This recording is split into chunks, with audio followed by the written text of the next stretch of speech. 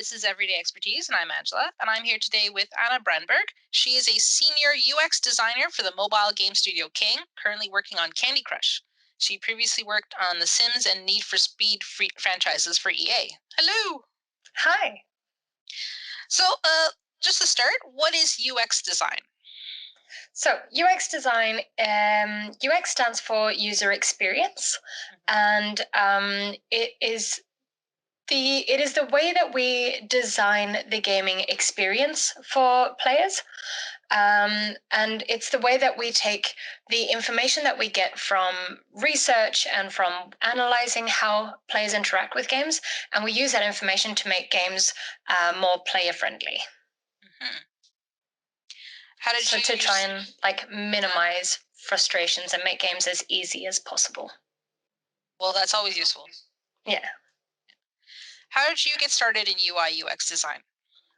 I started off, my first job in games was as I was doing graphic design for a board games company.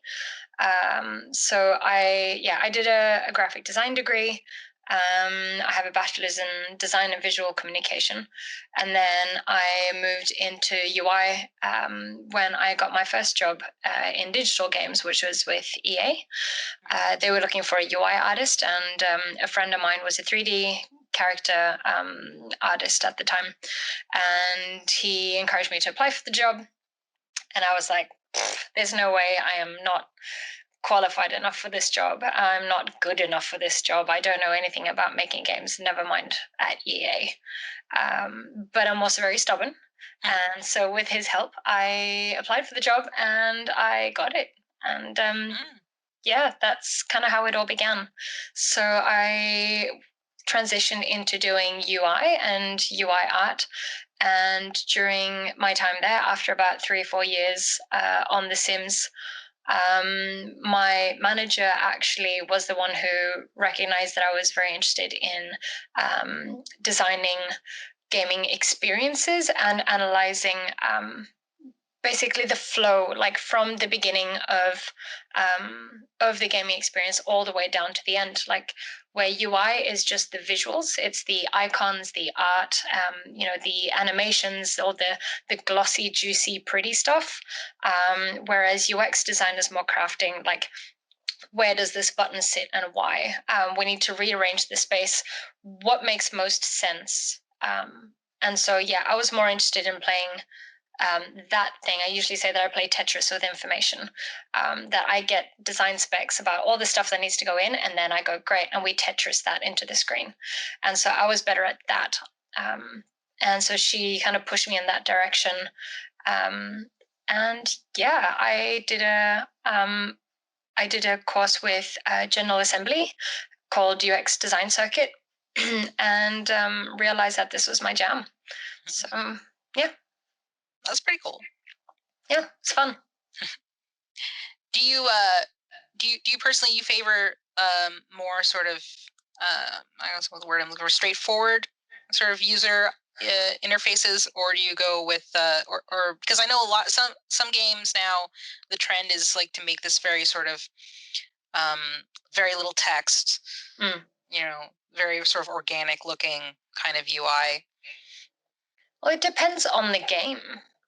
If you're playing a game like Journey or Abzu, where you kind of want the player to explore and to find everything of their own accord, and you want the UI to kind of integrate seamlessly into the game, you don't want that jarring experience, then yeah, by all means, have it minimalistic, have it integrate, have font that looks like the game environment. But in some games, you can't do that. In some games that are completely UI driven, particularly in mobile games, which is where I work, you do need very, very clear UI that is separate from that gameplay in order to guide players into what they want to do. Also because the way, I don't know if we're going to cover this later on or not, but the way that we play with mobile games is very different to the way that we play PC games and console. And so when you're designing for mobile games, you want something that is as frictionless as possible, and you want it to be as clear and as straightforward as possible, because gaming experiences on mobile are like super quick. You're playing Mm. on like public transport, or while you're watching Netflix or whatever it is. So you want stuff to be super super super clear, and quick and easy. So usually when you're designing for mobile, you want the UI to be super super like organized and clear and separate. When you're designing for PC or console games, where you're designing a more immersive gaming experience, where players are going to like put their headphones on and disappear from the world for 3, 4, 5 hours, 8, 9 hours, then you can get away with a lot more, and like that players are going to immerse themselves completely into this, so you can take a bit more risks with that kind of thing. So yeah, it depends on the game. No, that makes a lot of sense. Um, how do you feel your education and your earlier work experience at the board game company informed or informs your current work? Oh, well, like working in board games was really fun for me, particularly as a UX designer, because I learned about paper prototyping straight away. Mm. So paper prototyping is when you don't just go straight into digital, but you create all of your assets physically, and you move them around as you do things. Um, whereas yeah, if you go straight into digital design, you can sometimes get so caught into what you're building that you forget like the basic essence of what it is you're trying to solve. You can get so caught into like this particular animation, or this screen is all of this stuff. But then when you paper prototype, you strip away all those details and you focus on what is it we're actually trying to achieve Mm. with this particular feature in this particular screen. So that's really good. In terms of my degree, what I learned was like, even though it was a graphic design degree and I now work in UX design, like there's a lot of overlap. But particularly, um, like working with a brief, like you're given an assignment, and that's the same as the real world, even if it's different kinds of assignment, but you're given a brief and you learn to do work according to a brief rather than just doing stuff for your own sake. A lot of the time when people are at home making games for themselves and exploring, that's really cool and that's really fun, but you're doing what you want to do. And when you are a game developer as a profession, often you don't get to dictate what you want to do, because you have an employer and you have a product that you're working towards, and a target demographic that you're catering to. So working according to a brief is really important, because it separates yourself from the equation. Mm-hmm. You're not making games like, sure, you might be your target demographic, but often you are not your target demographic, and you're not making games for you, you're making games for other people. So that's really good. And also things like collaboration, working with your classmates is the same as working on a team at work. Working with deadlines and learning things like critical thinking, all of the kinds of things that we're taught in university, even if it's not in the exact same topic as what you're then going to work in, you're going to always develop ways of thinking and problem solving that are always going to be relevant for work later. Mm. No, that makes a lot of sense. So, what would you say are your major influences? What games made you want to work in games? Oh, so that's actually very that's a bit of a trick question for me, because I didn't actually think I could work in games. Mm. I grew up thinking that was unrealistic. And even if it was a job, that wasn't a job that I could do, because that was something that guys did. So it was never even on my radar. So I played lots of games growing up. I was a huge Civilization fan. I'd play Civilization in the middle of the night. Like my parents would go to bed and I'd like creep onto the family computer and then play games until the sun came up, and then like run into my room and pretend I was sleeping. So like I definitely played games growing up, but it wasn't a thing that I thought I could do. So it was only when my friend pushed me to apply for this job that I actually went, oh wait, this is something I can do as well. Like what? So that's how that happened. But if you want just general games inspiration, Civilization was a huge one for me. League of Legends is probably another one that that has been a huge influence for me. I am a rabid League of Legends player, and I have learned so much in terms of like being, because I am a UX designer, so my job is being an advocate for the player. So in being such a passionate player and seeing all the struggles from a major franchise and major like a big AAA game, which is the space where I've often worked in, seeing how I struggle with things as a player has been really interesting to implement those things then as a game developer. Hmm. And also because I love games. I play games every day, and like that makes that identity of being a player, of being a gamer and wanting to stay in games has been quite integral as well. Yeah. Are there any games where, as a UX designer, you've been like, this is really good? Oh my god. Um, Because it is fun. It's funny sometimes when you're sort of like, when you've been like a consumer of a certain media for a long time, and then you work in, in that industry. Some people can be like, "Oh, this kind of ruined me for things now. Now I see it, yeah. whereas it was all invisible before, but now I can't turn that off. That's definitely a thing.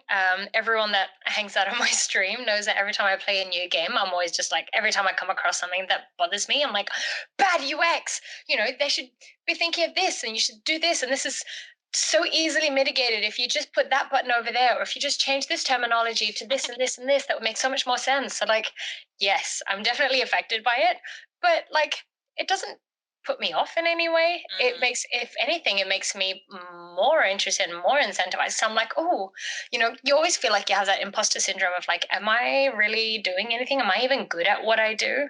And so playing other games and realizing, oh, wait, there's actually input that I can have onto these other big games that are so amazing and that I love, but there are still improvements that I see as usability improvements that I could contribute. Mm. I'm like, oh yeah, like I'm still good. I can totally do this. I've already forgotten the original question though. Games that I think have a good UX. Games where you had the opposite reaction, where you kind of Yeah, went, "This is good." Yeah. yeah. There's a bunch. I have been. I mean, obviously, I love League of Legends. I Mm-hmm. think that their UX team is particularly good as well. Like they're super talented.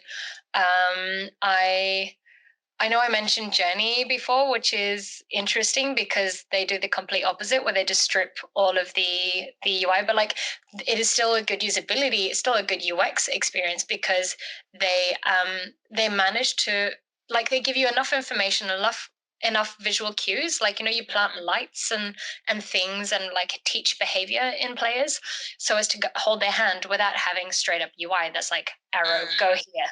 So that is still good UX design. So yeah, there's been heaps of really interesting, diverse things. I think League is really fun because they take such a huge amount of information, and they manage to break it down into like bite-sized slices for you, so you can focus on one area of gameplay in the beginning, and then you focus on next area of gameplay and focus on next area of gameplay. And it's such a deep game that like the deeper you go, the more stuff you keep discovering. So yeah, that's really good. What else? I mean, Portal is like a classic. Portal's got incredible UX as well, and that like how they teach you this mechanics, and they teach you to bend your brain and think differently. And any kind of game that has those kinds of game mechanics where you have that aha moment, you're like, oh shit, this is how I can play games as well. Like, I never thought that I could, like, that this is something that I could do as a game. So yeah, the way that they teach mechanics to players, the way that they teach abstract concepts as you play through, that is always really fascinating. Hmm. Yeah. No, that's pretty cool. Okay, this show's very much about process. Yes. So, can you describe the process for, say, a typical project? Say when you get put on it to when you're done. Yep. So on when I was on The Sims and Need for Speed, that was very different to how it is now on Candy Crush. I can chat a little bit about Sims and Need for Speed first, because that one was like super super regimented. That was we used to speak about ourselves as being a well-oiled machine. Um, so like it was. I mean, it's similar ish, but yeah. So for them, it was we would have a roadmap lined out for the year to come, and so everyone knew exactly, like, more or less every 6 weeks we're going to be pushing an update, and it's going to be bam bam bam bam bam, this update, this update, this update. So I knew exactly every 6 weeks what I was going to be doing. And then I would get a theme or a brief, like everyone knows more or less this is the theme for this update. If we're going to be doing like pets or like um, Easter or Halloween or Christmas, whatever it was, like we'd have an area, and then we'd already know like what the mood board was, what the prizes we'd be releasing were, what the outfits that we'd be having. Like we already knew everything that was going to go into that, because that had been done already by the producer and all the people who handle that, um, and the game designers and so forth. So by the time it came to me, a lot of my job, because at EA I was doing a hybrid role, I did UX and UI design. So I would get all of this information from the designers and the producers, where it's like, okay, we have a feature. So for the pregnancy feature, for example, we were gonna let Sims get have the whole pregnancy experience. Then I knew, okay, so we needed a diagram, like a what's it called? A screen, a pop-up, a screen where you can track your progress through the feature, where you have your unlocks, what your requirements are, and then as a player, what are the things I need to complete in order to kind of check off all my different tasks and things, and where I can manage my progress with different characters. So I would then start to do wireframes. So like paper and pen. I highly, highly recommend a series called White Lines, where they don't have any lines on your page, so that you can photograph it. It seemed like links with the app, and you can scan it, and it goes directly to your computer. And so I'd start sketching out these ideas about, what if we put that there, put that there, put that there. And the upside of sketching a lot is that it's super super quick. So a sketch will take can take 30 seconds, and you've already put, all right, this box over here, title over here, image over here, arrow over here, and that's kind of your screen. And you can do lots of different variations, and you should be doing lots of different variations of everything. So within a 20-30 minute brainstorm, if I'm sitting with my team, within 20-30 minutes I can already present a couple of different ideas, and we can go, all right, this works better, this works better. If I was to go straight into digital, if I was to hop straight into prototyping on my computer, then I would get sucked into details. What's the size of this button? What's the corner radius? Is this bigger than this one? Should we move this, 20 pixels to the right? And then, is this column too narrow? All of that stuff is not relevant in the beginning. It's basically just like putting your ideas on there. Does this work as a concept? And then after that, once you know what you're going to be putting on what page, that's when you can start going on to your digital prototypes. And before then, before I even start prototyping, either the designer or me, we do flows. So a flow is just like boxes with arrows. And then you've got little squares that'll have the questions. Has the time run out? Yes, no. Does the player meet the requirements? Yes, no. This button leads to this screen. This button leads to this screen. A very, very high level user flow of the feature itself.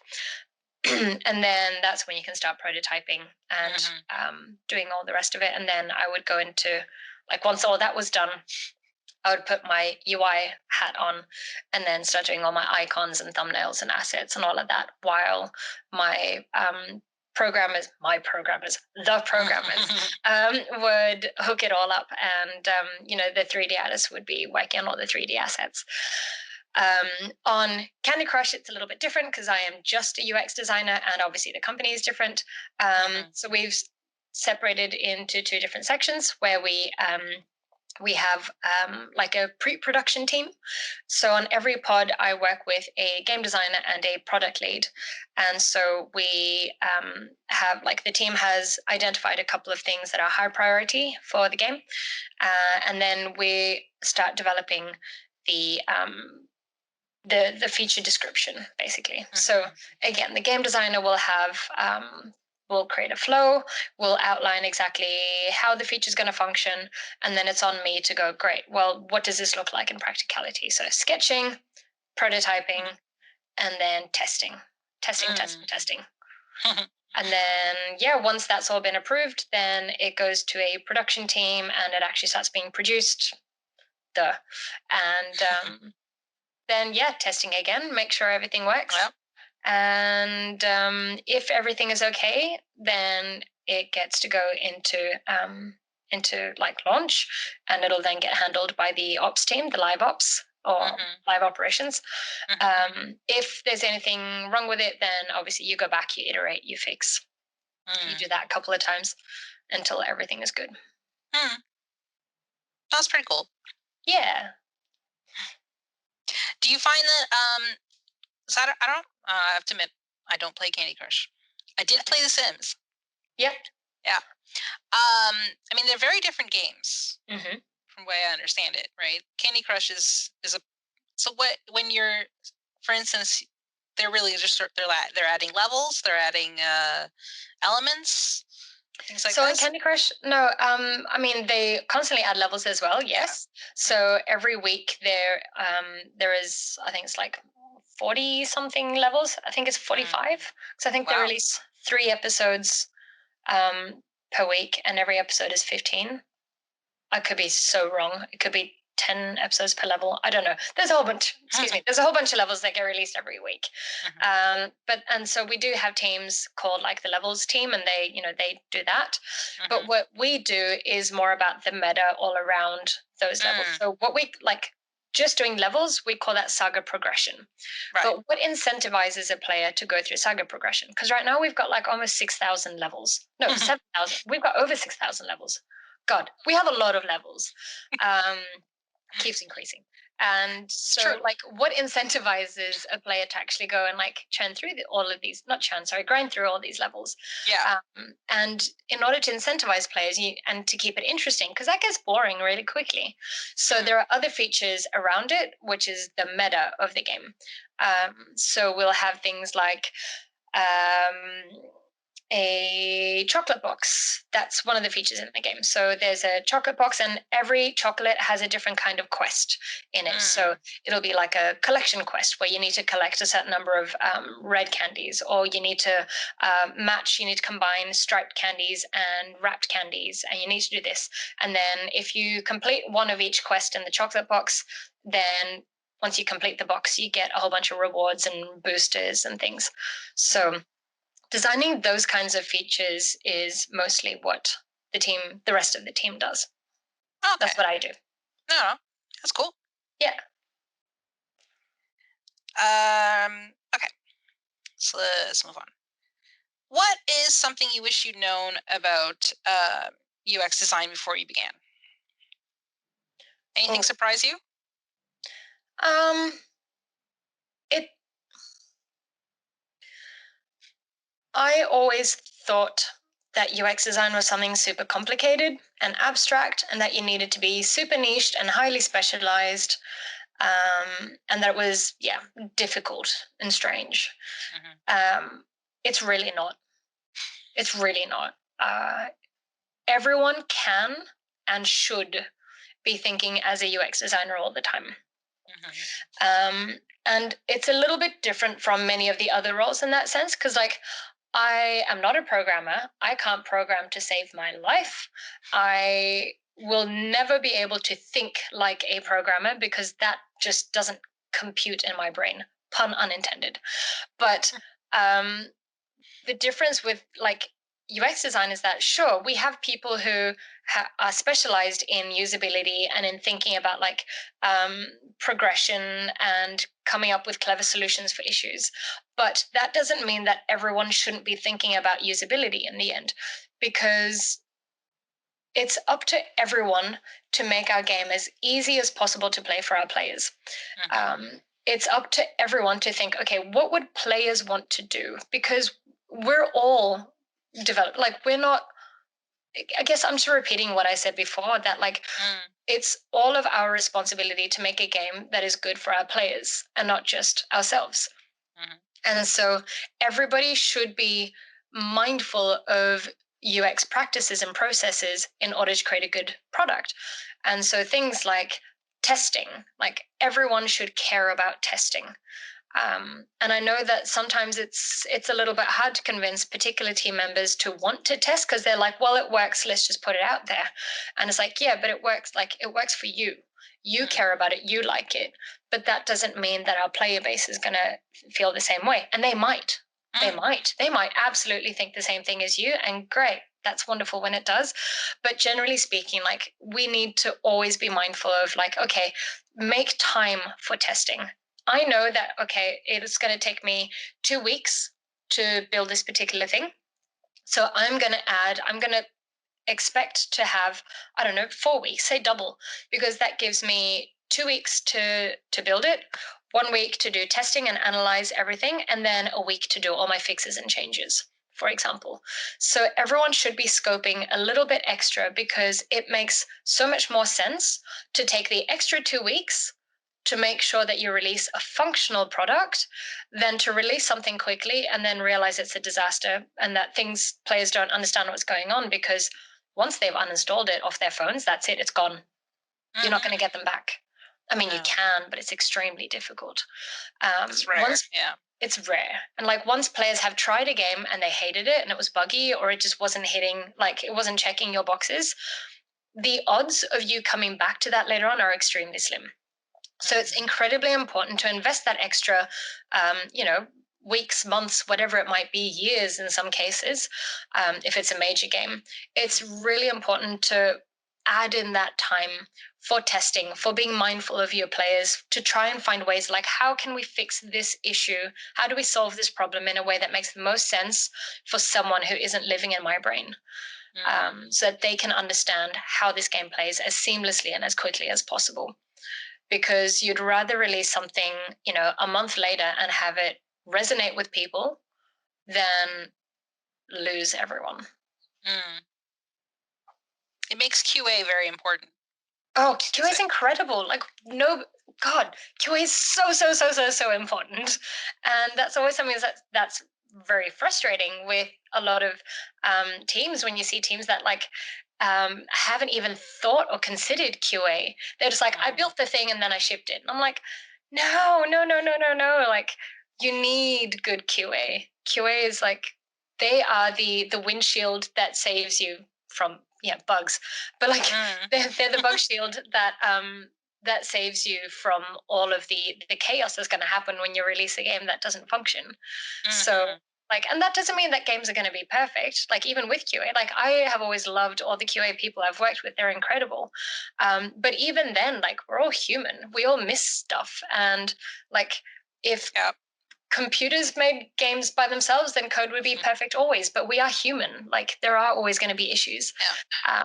But it's about trying to reduce the amount of issues and try and make the game as good as possible Mm-hmm. within the constraints that we have. Yeah, and players are human too. And if there's anything Yeah. humans can do is find a way to break something. Yeah. Gotcha.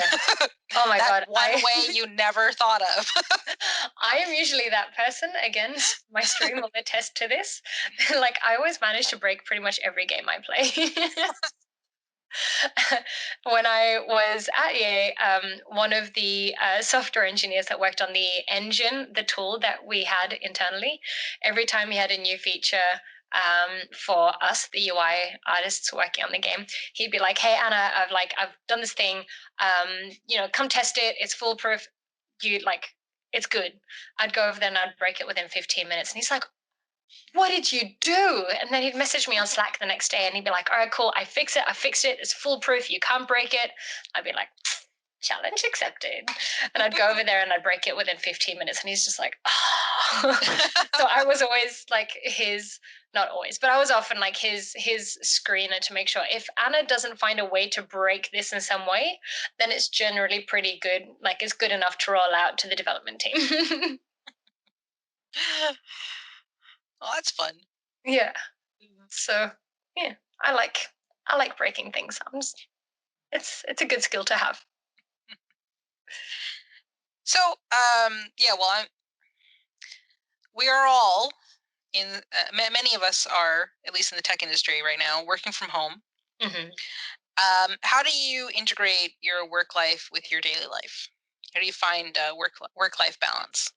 Yeah, so work-life balance has been hard, particularly as someone with ADHD. I my brain has a tendency to either be on or off. I either am in like full work mode and I will work myself till I fall apart, or I can't, like I struggle to motivate myself to even get started on projects. And so working from home has been an extra challenge because when I go to work, like what happens during that commute is it's that shifting period, it's that transition where I'm mentally Hmm. transitioning into a work like frame of mind. Hmm. So I know that when I get to the office, it's go time and we work. And Hmm. then when I leave the office, obviously there's that switch off and I can disconnect from all of that. So it's a little bit harder at home because I'm literally living in my office. So that's a little hard. And I guess it's extra hard for people who work in game development because we love our jobs. We have a tendency, the whole reason why the industry has a problem with crunch is because we love, like, we're so passionate about what we do that we're willing to take our work into our free time because that whole thing of like, where does my work end and my personal life begin? Because games are so integrated into every aspect of our personal and our professional existence. Hmm. So yeah, working from home has been a bit of a struggle for me, but I think I'm starting to figure that out. Like I have a separate space. So this space here is my gaming space. This is my free time space. And my dining room table has become my office. So I've set up I was very fortunate. I work at a company that has been very good to us and we were able to take all of our work equipment home. So Hmm. I have all of my computer screens and all the cables, everything I needed for home, I was able to take home. Whatever we were missing, we were able to get support from IT for that. So I've set up a complete workspace on my dining room table. So at least I keep these two spaces separate. And I am being really, really hard on myself that I am not allowed to sit down there and do things on that computer if it's not work related. Hmm. That table is only work, and I am not allowed to do work at this table. This table is only me. Hmm. This is me time. So that's been my way of separating things. And then I've set up lots of reminders. So when it's time for lunch, even though it's just me here at home, like I block out the time in my calendar so that people can't hit me up on Slack or whatever it is. So I do actually break away from my desk and from work during my lunchtime. I'm not always good at that. I'm trying to get better at that. Um, Booking in like walks or bike rides or things during lunch is really good as well if you live in a country where you're able to do that. Um, and then in the evenings, I set reminders to myself that it's time to like make dinner and stop working. So that's been good too. I sometimes ignore them and I need to get better at that as well. But yeah, getting there. It's good that you also have a job where you can keep sort of a regular work time. Mm, Yeah. definitely. Mm. And so we are a little bit flexible. And because I'm a night creature, so I have started an hour later than I usually would at the office. And then I'm Mm. able to work an hour later in the evenings as well, Mhm. um, which actually gives me an extra 2 hours of free time in the morning because I don't have the commute. I don't need to do all the things. I can have my breakfast during my morning, like I can go through my emails and do all of that while I'm having my breakfast like at peace at home.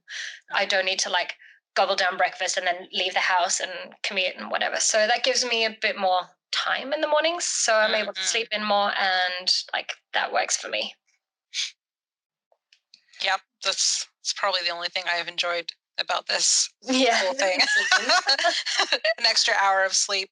I've actually I'm enjoying it more than I thought I would. Like, I'm extremely sociable, and I really thought I was going to struggle with not being around people all that much. But I've been surprisingly okay, to be honest. Again, the ADHD brain has been loving working from home because I don't get distracted as much by people all around me. And, it's like time for coffee break with this person, or, someone else messages and asks for this, or someone comes past your desk and wants to chat about the weekend. And, don't get me wrong, I love all of that. And, King is such a great place to work at because it's so relaxed and there's such a great environment and the people are so lovely. But it's been hard sometimes to actually get work done because open plan offices, because of the nature of open plan offices. And that's hard enough when you're a typical people, and then when you have ADHD and everything is really everything has equal priority, it becomes difficult to filter out the less important things and focus on more important, because everything becomes important in our brains. Yeah. And our brain has a hard time filtering away stuff because attention just flies everywhere. So being able to just sit at home and not have people around me has actually been really good for my productivity. Yeah, that makes sense. Yeah. Okay. Favorite aspect of making games? Ooh. I mean, I love the fact that I I get to play games. I get to draw pretty things. I get to work with other creative people. I get to listen to metal all day. And I get to wear this every day. It's funny when people were like, oh, now that I'm working from home, I get to just wear sweatpants and hoodies. And I'm like, that's me all day, every day anyway. I work in games. So just the fact that I get to do all of these things and I get paid for it, that's amazing. I love working in the games industry. But also, I touched on that before, getting to work with creatives, the kinds of incredible, fascinating people that I've met through the games industry has been wild. And it's the kind of people that I wouldn't have met in a more conventional job. These kinds of people aren't, okay, this is a sweeping stereotype, but they're not working bank jobs, they're not working in law. And sometimes they are. Again, sweeping generalization. There are, of course, incredibly creative people working in banks and all that as well. But generally speaking, we tend to be drawn into these creative jobs with people who are these unconventional, um, like think outside of the box kind of people, who see problems as challenges and who don't think about, we all like process, but what happens if we change? What if we bend the structure and we do this instead? What happens if we take the game and we throw it out of the window and we do this instead? And people go, oh yeah, sure, cool, let's try that. That's cool. I like working in those environments. And again, I guess ADHD brain, these are the kind of environments that we're drawn to as well, where we're not confined by rigid structures, where we get to be creative and brainstorm and try and experiment with kind of, wacky stuff, and that's seen as an advantage rather than a negative. I know that a lot of my friends struggle with more conventional jobs because they want to be more experimental. They want to do all these things, but they get criticized because there's a structure, there's a regime, this is how it functions. But in games, everyone is generally encouraged to be unique and you. What makes you you? That's why you're special and important and relevant for games. So that's really cool. And also, Really cool. I've found such a great community of people who are so progressive, and the women in games community has been amazing. I have learned so much, because it's also it's grown. It's not just a women in games thing now. It's all marginalized genders in games, and that is a kind of community that I had never found outside of games. I didn't and even now, I don't think that I have any of those communities in the same extent in any of my other industries. I skate and I stream, and we've got so many other things, but within music and skating in particular, they're very male dominated.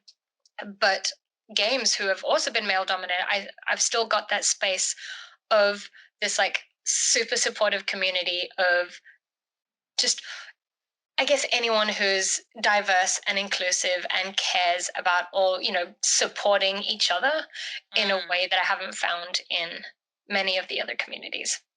So, yeah, I love that. that's awesome. Mm. Least favorite?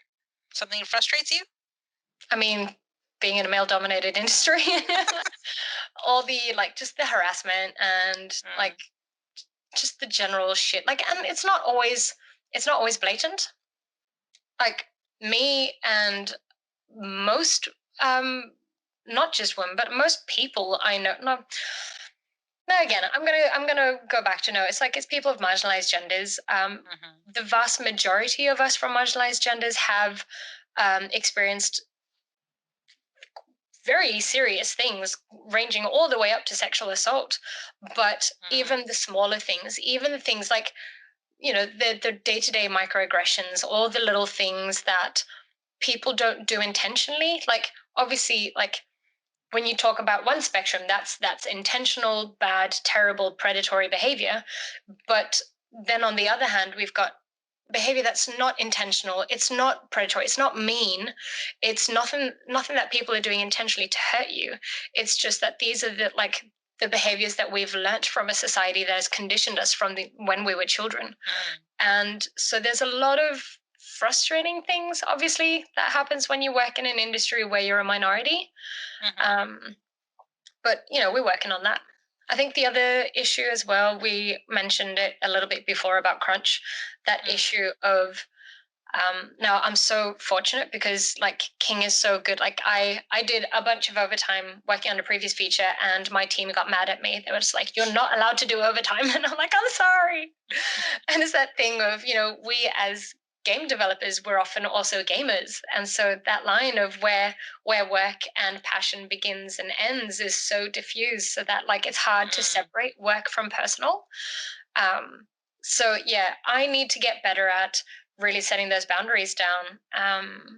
And I think all of us do. I was chatting to a friend of mine yesterday, and he's been doing ridiculous amounts of overtime. And if you speak to him, he's at another company, and and if you speak to him, he'll be like, I know, crunch is bad, and I'm not being forced to do this." But he does it anyway because he cares so passionately about the game that he's making. mhm. And that's the bit where we fall on our own sword. That like we as an industry need to get better at, like, we've normalized crunch Yeah. to the bit like we put pride into like crunching on things, which is horrific. Like and everyone says that like, yeah, it's a dream job, and I'm like, no, it's not. Like Mm, a job that destroys your health and your well-being is not a dream job. That's a nightmare job. You should be working like a dream job should be a job that helps you like separate, have a good work-life balance where you're able to love what you're doing but still be able to like close that door when you finish for the day and just focus mhm. on your private life Yeah. and doing all the things that make you happy outside of work. So yeah, I think we as an industry still have a long way to go in terms of that. Yeah, I mean, definitely, uh, crunch is definitely is caused by that extreme passion, but it's also because, like you said, we sort of take Mm, pride in crunching that it yeah, becomes sort of this, underlying peer pressure as well. yeah, Kind of like if absolutely. I'm not crunching, someone else is going to have to do that work, and I Yeah. feel bad, kind of thing. Yeah, Mm, exactly. And it's that thing of that you don't want to let your team down because, well, if they're all working, then I have to work. mm, And what you actually should be doing is that whoever is in the management position here should be saying like nobody is allowed to be doing that overtime. You all have to go. Like I am leaving. I as the manager, it is now 5 p.m. and I am walking out that door and you all better walk out like in front of me. I'm not leaving until all of you leave. Save, close your work, we continue tomorrow. mhm, And like if you're unable to do that because you've got deadlines to hit, then you should be, that is another issue. And mm, that's to do with scoping, that's to do with like task management, that's to do with like setting realistic expectations and limits on things. And you should be working on that way in advance. That shouldn't come at the very end. So if you're crunching at the very end, you need to get a lot better at managing your scope and your team. Mm-hmm. And if you've gotten to that point, then maybe you should push out your dates. I don't know what contractual things, sometimes you can't because you have contracts with publishers and stuff, but like, God, we really need to get better at not breaking our like workforce Mm-hmm. because we destroy them.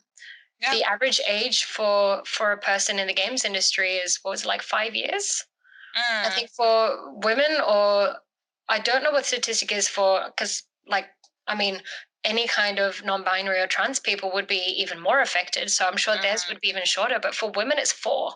After four Mm. years in the industry, you're considered a veteran. Mm. That's terrible. That is, it's crazy. So yeah, like we really need to sort our shit out. Like this is not good. The way that we destroyed the people that, and what happens then is that we lose all that expertise and all the knowledge that sits on those people. When you break them Mm-hmm. and they leave, they take all of that information with them. Yep. And we need them. We need the mentors. We need the veterans. Mm. Very true. Mm. So, how do you personally cope with stress or obstacles when things are just not working? Yeah. I mean, stress and things not working, I'd say are two different things in my brain. The way I cope with stress is I dance ballet. I skate. I try to do things that are not game related that force me to move my body because there is a sense like I can't. I mean, I can't say I can't.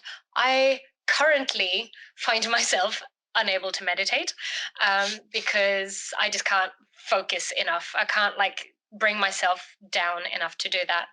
But it is definitely something I'd like to learn to do eventually.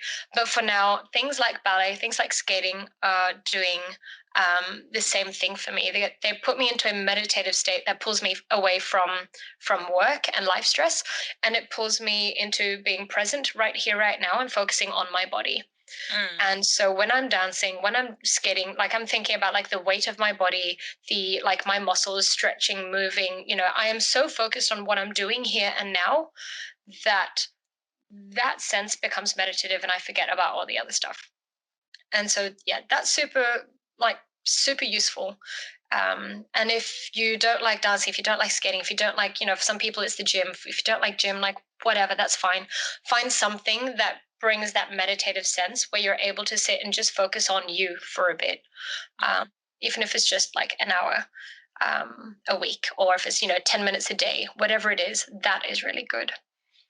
Mm. And like hang out with friends. I know that that's like super cliche and we can't do that as much now, but like playing games with friends. I spent like 6 hours playing, what was it, Deep Rock Galactic the other day with a friend. Like just doing co-op games with friends is really cool. Obviously physical interaction with friends is always the best, but we take what we can get right now. Mm. Um, and then in terms of problem solving, when I get stuck at work. Is that what you meant by that question? Yeah. Um, if I'm stuck with an issue, there's a couple of different things I do. Google is always my first kind of stop. I'll start looking at other examples of how other people have solved an issue. If it's like a navigation thing, I'm trying to figure out, cool, how am I going to do navigation for this particular guide? Then I might look at you could look at other games, but also look at stuff that's not games. Look at how does Netflix do that? How does Spotify do that? How does Amazon do that? Like look at other things. How do they sort their navigation? How do they do tutorials? For like when they introduce a new feature, how do they do their onboarding experience? How do they handle monetization? How do they handle like all of their purchases? Mm. Because sometimes a lot of the time, um, other areas of like tech have come a bit further than games have, especially in terms of UX, in terms of Mm. like streamlining things and making them as easy and as intuitive as possible. So finding inspiration from other platforms and tools has been really useful. Also, sometimes the stuff is really obvious and you've been staring, like there's an expression in Mm. Swedish called to stare yourself blind at something. And I love that expression. If anyone has a version of that in English, do let me know. But like you've been looking at it for so long that you can't see the forest for all the trees, or you can't see the trees because the forest, I don't know, whatever the expression is. Um, so just like find a peer at your workplace, someone else that has the same type of title as you, or your manager, or someone else, a friend. Get some fresh eyes on it and be like, how would you solve this? Mm. If you work on a team where you've got multiple people with the same role, I know that at EA I was really fortunate because I sat on a team with three other UI/UX people. So I was able to kind of grab my friend Camille then at the time, who was the lead, and just be like, well, I'm really struggling with this. Can you just do this? And then I'll, do you have another task on your to-do list? I'll do that for a day. And we just kind of like swap tasks for a day. And I'd be like, I can't do this. Can you take over this icon or this layout or this feature, whatever it is? I'm so annoyed at it. I can't look at it anymore. And he'd be like, yep, give it to me. And then I'd grab one of his things and I'd do that for a day instead. So just having someone else look at it can be really good. So if you don't have the luxury of having someone else being able to like physically take over your task, or if you don't want to, some people don't want to let other people do their tasks. And I'm of the opinion that you should be able to let someone else, like we should work in a way, an ego-less way. You ideally, I don't want to tell anyone what they should or shouldn't do, but ideally we should be able to work in a way that like someone else can take over a project, because it's not about me and my work. Like it's we're doing it for the good of the product, and my ego should really not even be a part of the equation.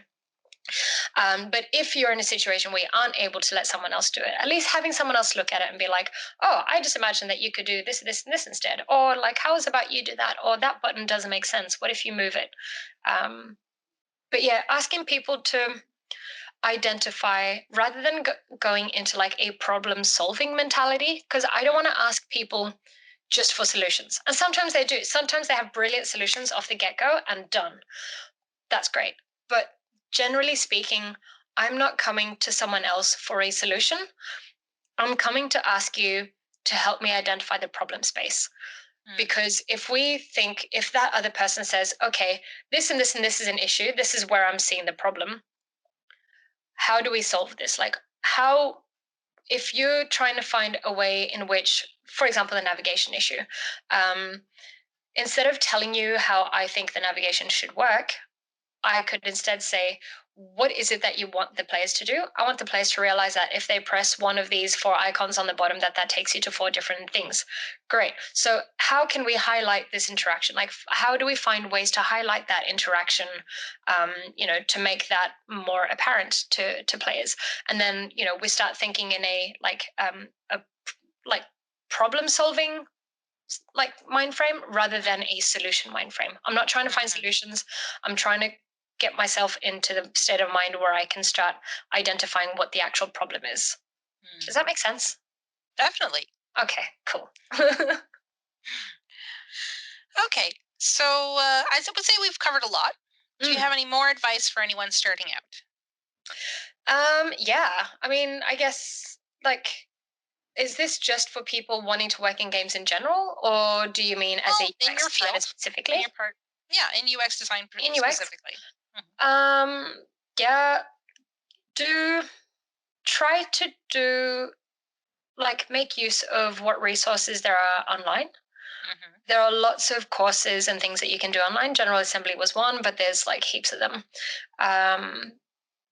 Where you can do like 6 week courses. There's ones where you can do 6 months, 3 months, 1 week. Like there's lots of different things.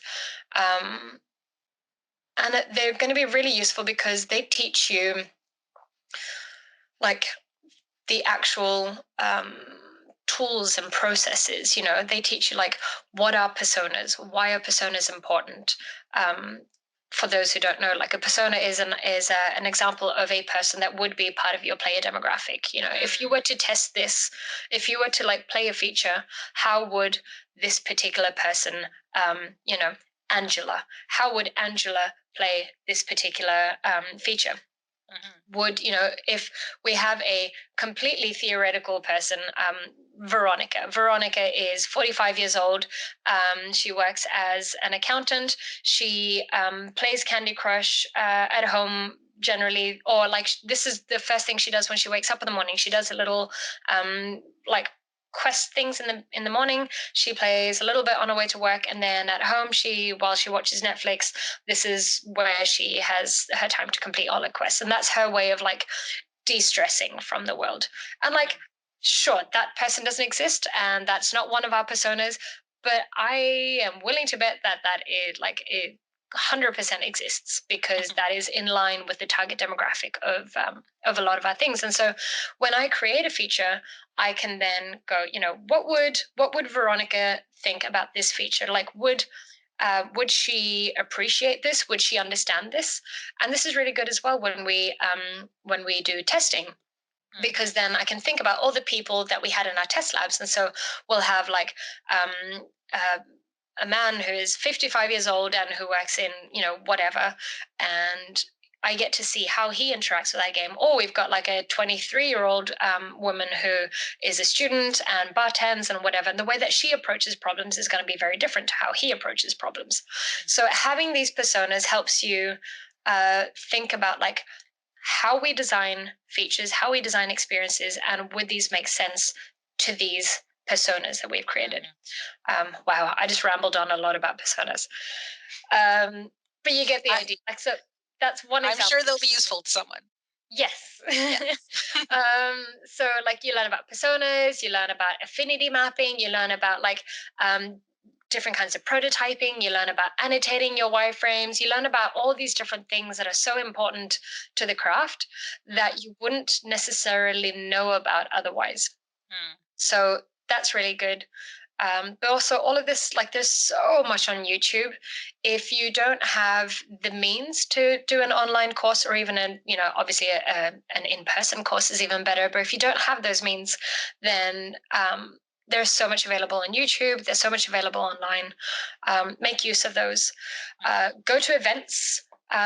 Go to all kinds of game dev events that you can find. Meet people. If you can't afford it, if you're a student or you just don't have the budget to buy tickets to things, volunteer events. I used to volunteer for events in Australia, and that was how I kind of got, I mean, like I was already in the industry, but like that's how I got to know, that's how I got integrated into the industry, if that makes sense. So I was already working at EA, but then by volunteering at events and getting to know people, I got to know everyone in the community around me within games, and made really meaningful connections. And then as a result, like I don't think that I would have been here. I don't think I would still be working in games if I hadn't gotten involved in the community, because making those friends and making those meaningful connections was what kept me motivated. And there have been so many things where, like, as a minority in an industry, making games for a player base that occasionally shows that it inherently hates you, then like you think, what am I doing? Why do I do this?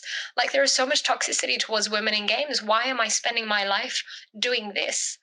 And it's been that community of people who have been really like incredible and kept me motivated, helped me grow, and have provided the opportunities. Thanks to my community and getting to know people, that's how I got the job here, for example, because my when I was looking for work, that my resume got sent around through industry people and was circulated on Twitter. And eventually, I started getting job interviews and things based just on that. So getting involved in your community is super, super, super important. And with that comes hand in hand, don't be a dick. That goes without saying. Be kind, be respectful, be nice, even if you're a student. Be good to everyone in your classroom, because you don't know in 5 years' time if that person that you're addicted to today is going to interview you for a job in 5 years' time. So it is incredibly important that you're nice. Also, because everyone in your classroom is your future peer network. Your like networking skills that you need for a professional life starts in your classroom. So all of that is super, super, super important. Learn how to hang out with people and chill and chat to people about stuff that's not just, hey, here's a game I made. Do you want to publish it? You know, connect with people in a way that's like meaningful. Chat to people about stuff that's not games. Like we go to games industry events and all we want to do is not talk about games, to be completely honest. Talk to me about skating, talk to me about music, tell me about something that makes me happy, show me pictures of your dog. Like that's the kind of stuff that I think is successful networking. If we end up like scream singing to karaoke at 3 a.m. and bonding over pictures of dogs, that's it. You've made a meaningful connection in me, and I'm going to remember you when someone says, hey, I need a programmer who's super cool. I'm going to be like, oh, I actually met someone who is super awesome. And that's the person I'm going to recommend, not the guy who threw a business card in my face and said, hey, hire me, I'm a programmer. I'm going to be like, cool, bye. So, yeah, make meaningful interactions, be a genuine person, be nice. Yeah, it's hard to tell people like be charming. Like charm isn't something you can just be, but like work on just being, I guess like work on meaningful interactions. I've said that so many times. Makes sense though. Yeah. All right. How can people find out more about you and your work? Number one stop is always Twitter. So twitter.com/Anna Brandberg. ANNABRANDBERG. Brandberg literally means fire mountain in Swedish. So, Twitter is usually the place where you can find me. My DMs are open. At least they usually are, if there hasn't been another case of, toxicity.